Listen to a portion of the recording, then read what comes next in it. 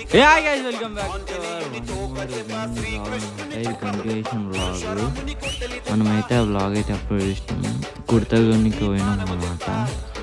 ఇక కుర్తాస్ కొని వచ్చినాం, వేసుకునికి రెడీ అయిపోయినాం. గల్లీ 2 గణేషులు కలిపి తీసినాం అనమాట.